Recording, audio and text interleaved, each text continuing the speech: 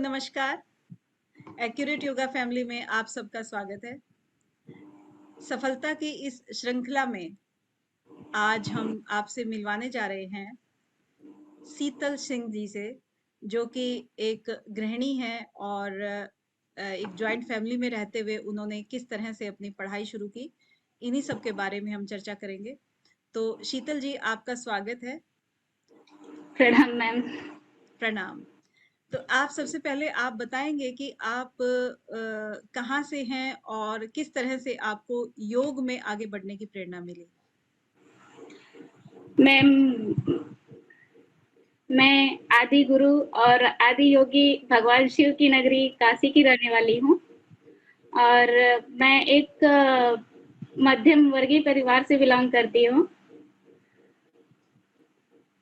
हाँ हाँ। और तो आपने जैसे आपने कहा कि भाई फैमिली में आप रहती हैं, मध्यम वर्गीय फैमिली में, तो क्या योग में आने का कोई स्पेशल कोई रीजन, कोई आपकी प्रेरणा ऐसी रही है कि आपने योग विषय को चुना, या इसमें आप कोई फ्यूचर तलाश रही है? मैम, अक्सर मेरा हेल्थ इश्यूज रहता था, शारीरिक समस्याएं बनी रहती थी और मैं कई हॉस्पिटलों में जाती थी। कुछ समस्याओं का तो निदान हो जाता था और कुछ समस्याएं बढ़ जाती थी।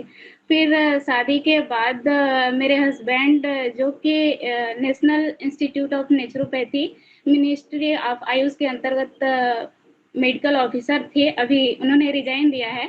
तो उन्होंने मुझे सलाह दिया कि आप प्राकृतिक चिकित्सा और योग को अपनाओ, इससे हेल्थ में काफ़ी सुधार होगा।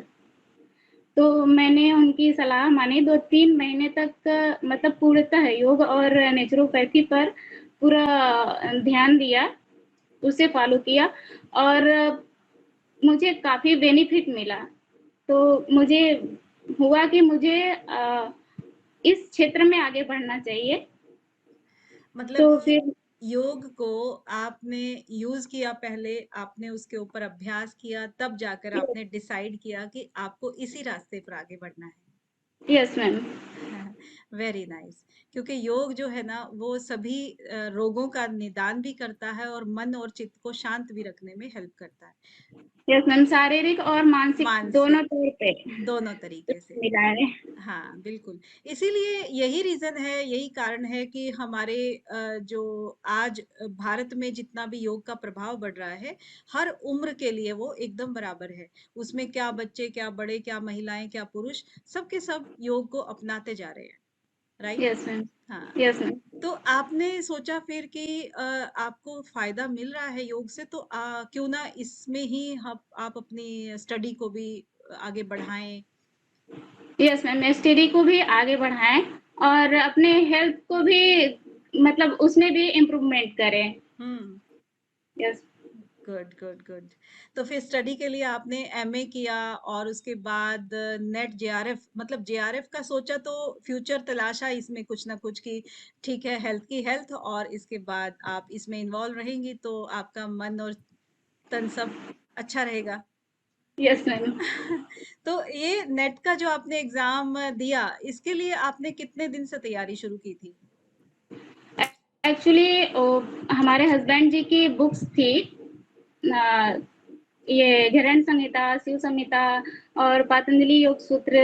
तो मुझे काफ़ी अच्छा लगा, पढ़ रहे थे तो मतलब एक तो फ़ायदा मिल रहा था और अच्छा भी लग रहा था। तो मैं सोची कि मुझे पढ़ना चाहिए, इसी में आगे बढ़ना चाहिए और यूट्यूब पे तलाशने लगे कि कोई अच्छा वीडियोज़ मिले, कोई सर अच्छे मिले तो मैं उनके क्लास को जॉइन करूँ। तो उसी बीच काफ़ी सारे वीडियोज़ मिले थे मुझे, पर एक्यूरेट योगा जैसा वीडियोज़ नहीं मिला था। तो हम्म। फिर हम उनसे बोले कि मुझे ज्वाइन करना है, तो उन्होंने स्टार्टिंग में तो 3 मंथ का ही दिलवाया था, क्योंकि मेरे एग्ज़ाम जुलाई में हुए थे और ओके। मैंने हाँ, मई में, लास्ट मई में वो ज्वाइन किए थे। तो उस बार मेरा नेट क्लियर हुआ था। हाँ, पहली बार में ही आप नेट क्लियर कर गई। Yes ma'am. क्या बात है शीतल जी, क्या बात है। और सेकंड टाइम सर में तो के आपने। नहीं, सर के क्लास अगर ज्वाइन नहीं करते तो संभवतः नहीं होता, लेकिन कुछ तो अपने से पढ़े थे और हाँ। कुछ सर के टॉपिक मतलब कंटेंट इतने अच्छे हैं कि उनसे मुझे बहुत कुछ सीखने को मिला।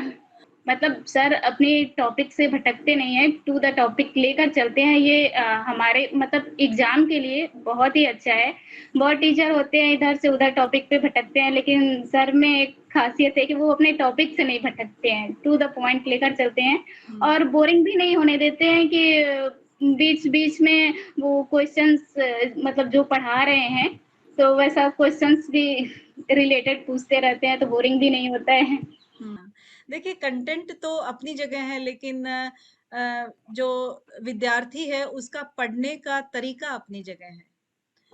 तो आपने उस तरीके को अपनाया और घर गृहस्थी में रहते हुए अपनाया। जैसे कि आपने बताया कि आप जॉइंट फैमिली से भी हैं और आपका एक छोटा-सा बेबी भी है। सब कुछ सामंजस्य बिठाते हुए आपने पढ़ाई के लिए टाइम निकाला और उसके अंदर भी आपने जेआरएफ निकाला।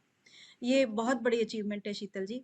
तो आपने अपनी स्ट्रैटेजी को किस तरीके से अपनाया? क्योंकि अपने पास बहुत सारे ऐसे स्टूडेंट्स होते हैं जो कि शायद टाइम मैनेजमेंट नहीं कर पाते हैं।